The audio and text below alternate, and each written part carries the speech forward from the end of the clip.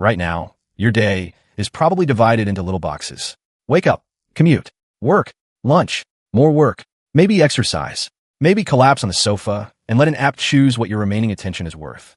But filling a day with food, people, tools, jokes, problems, and rest is much older than any schedule. Older than writing, older than farming, older than money, bosses, weekends, and the deeply suspicious phrase, quick meeting. So what did ancient humans actually do all day when nobody had a job? The honest answer begins with a problem. Ancient people left us bones, hearths, footprints, broken tools, animal remains, and occasionally something beautiful. They did not leave calendars titled Tuesday, gather berries, repair spear, annoy cousin. Archaeology can show us what people did. It rarely tells us exactly how they divided every hour. And modern hunter-gatherers are not living fossils. They live in the present, under modern pressures, in environments that differ enormously from Ice Age Africa or Europe. But when archaeological evidence, human biology, and careful observations of foraging societies point in the same direction, a picture begins to emerge. It is not a picture of endless leisure. It is also not endless panic. Go back roughly 300,000 years, near the beginning of our species. At Jebel Irhoud in Morocco, early Homo sapiens left stone tools and the butchered remains of animals, including gazelles. Their faces were already surprisingly like ours, even if the shape of the brain case was not quite modern. These people had no workplace, but they absolutely had work. Their morning did not begin at a fixed number on a clock. It began with light, temperature, hunger, crying children, dying embers, and whatever the landscape was doing that season. Someone revived the fire. Someone checked the water. Someone watched the youngest children while others scanned for tracks, edible plants, predators, or signs that another group had passed nearby. There was no sharp border between job and life. Finding food was work. Carrying a child was work. Teaching a teenager where to find water was work. Repairing a cutting edge while telling a story was work, education, and social time all at once. And that overlap changes everything. Today, your labor is often separated from its result. You answer a message so that someone can update a document, so that someone else can discuss the document in a meeting. An ancient forager dug for a tuber and then ate the tuber. The feedback was brutally clear. No quarterly review required. But how much of the day went into getting food? That is where the famous 3-hour workday story enters, and where things get messy. In the 1960s, researchers such as Richard Lee recorded how much time Jew/Hoansi foragers in southern Africa spent obtaining food. The totals were low enough to inspire anthropologist Marshall Solins to call hunter-gatherers the original affluent society. They were affluent not because they owned much, but because their wants were limited and their time could be abundant. Except food collection was not the whole workload. Meat had to be butchered. Plants had to be processed. Tools broke. Fires went out.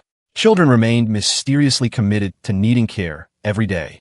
Different studies count these activities differently, and work varied by sex, age, season, and location.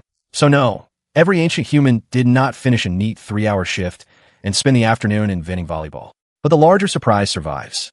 Foraging labor was often flexible and intermittent. A hunt might consume an exhausting day and produce nothing. A successful kill might feed many people and reduce the need to hunt again immediately. Fruit could become abundant for a season. Shellfish could be collected efficiently when the tide was right. Some days were hard. Some were slow. Nature set the schedule, and nature is a terrible manager, but at least it does not send emails. Nor was the burden distributed perfectly. Pregnancy, nursing, injury, age, skill, and local custom changed what each person could do. Some individuals carried more than others. Arguments over effort and sharing almost certainly existed, because these were human groups, not woodland wellness retreats. The difference was that contribution often changed across a lifetime. A strong hunter could later become a teacher. A child who consumed food today might support the same people when they grew old. By about 164,000 years ago, people at Pinnacle Point on the South African coast were collecting shellfish. That sounds simple until you remember that coastal food follows tides. To return safely and consistently, people had to notice cycles, remember productive places, and coordinate movement.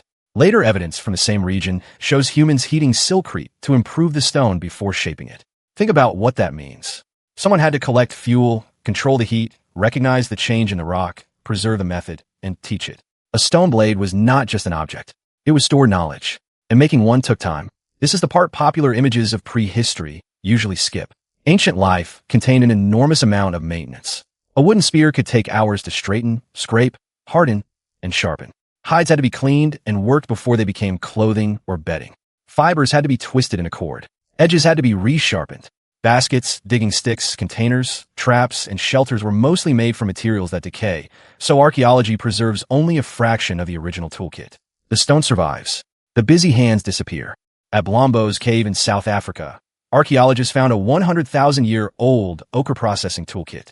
Pieces of ochre had been ground and mixed with other materials, then stored in abalone shells. We do not know exactly how the mixture was used. It may have served practical, decorative, or symbolic purposes. But we do know that somebody gathered several ingredients, combined them deliberately, and kept the result in a container. That is planning. That is craft. It is also a person sitting down and concentrating on something that mattered to them. Children would have been nearby for much of this. They did not disappear into a separate building for 7 hours of standardized instruction. They learned by watching, copying, playing, failing, and gradually being trusted with real tasks. A child gathering easy plants was contributing food. A child throwing a miniature spear was playing and training. A teenager listening to adults discuss tracks was absorbing a map that existed only in human memory. Education was everywhere because knowledge had to stay alive. Here is what makes this so important. The central challenge of prehistoric life was not simply finding enough calories. Plenty of animals can find food. Humans survived by turning experience into shared culture. One person discovered something. Others remembered it. Children learned it. Stories carried it farther than any individual lifetime. The day was therefore filled with social work. People negotiated who went where, who shared what, who had taken more than their portion, who was reliable, who was angry, and who was clearly flirting with someone they should not be flirting with. In other words, humanity was already humanity. We cannot record a Paleolithic conversation, but anthropologist Polly Wiesner studied conversations among Jew/Hoansi communities and found a striking shift after sunset. Daytime talk leaned toward practical matters and social regulation. Around the fire at night, conversation moved toward stories, distant people, spirits, remembered events, and imagined worlds. Fire did more than cook dinner. It extended the social day. Picture the change. During daylight, attention spreads across the landscape. Hands are working. Children move in and out. At night, the visible world contracts to a circle of faces. There is nowhere to scroll. The person with the best story has the algorithm now. Eventually, the fire sank and people slept. Probably not in perfect silence, and definitely not alone on a memory foam mattress with a white noise machine pretending to be rain. How long they slept is harder to answer than popular claims suggest. In 2015, Gandhi Yetish, Jerome Siegel, and their colleagues measured sleep among the Hadza of Tanzania, the Jew/Hoansi San of Namibia, and the Tsimane of Bolivia.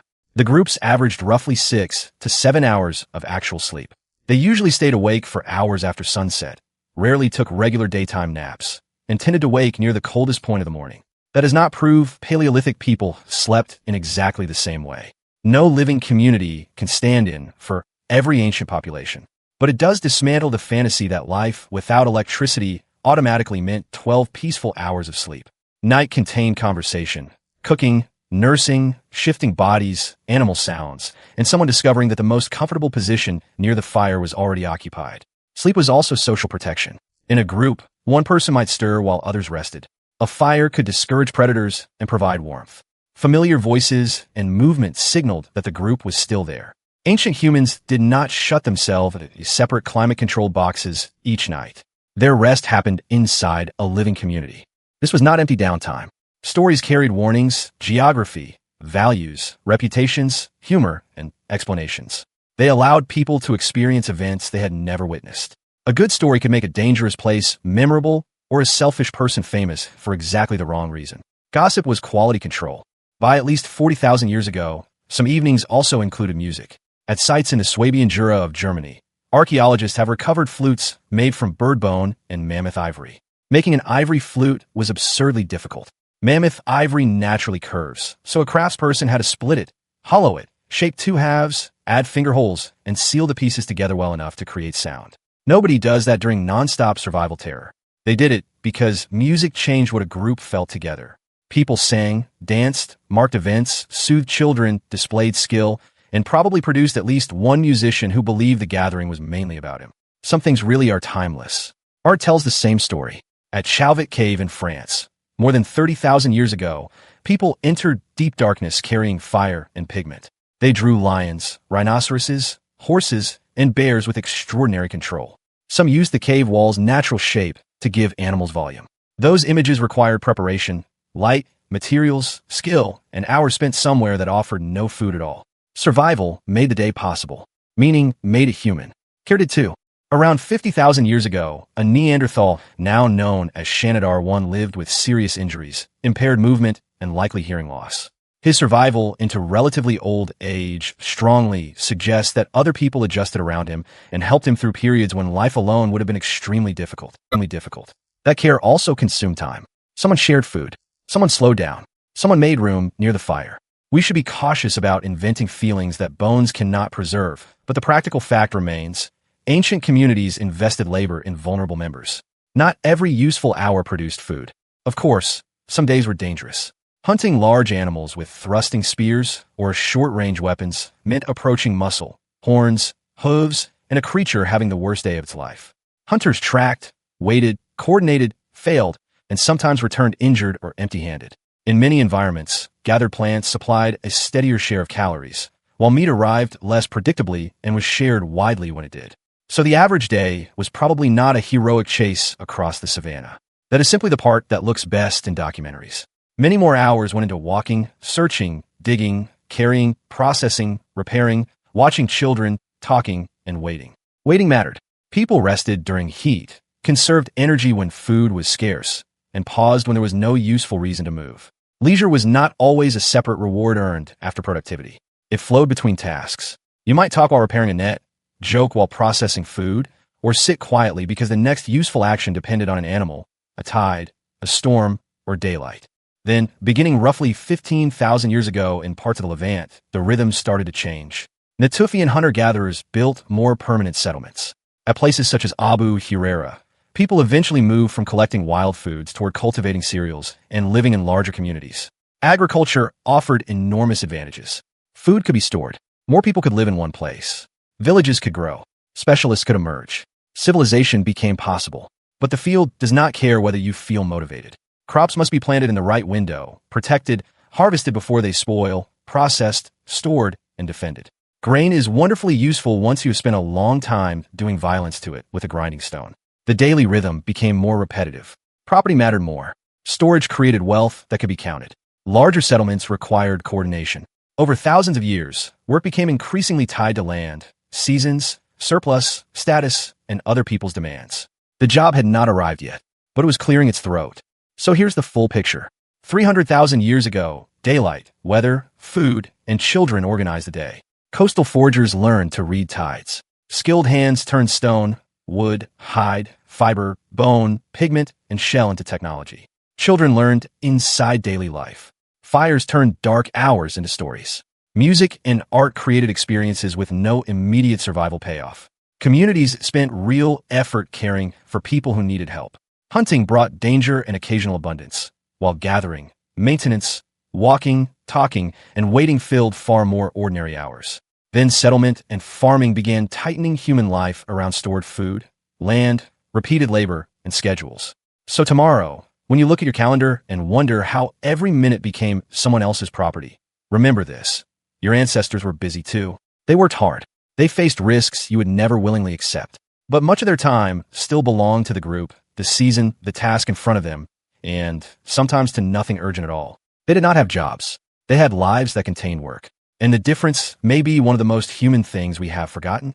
If you could borrow one part of their daily life, what would it be?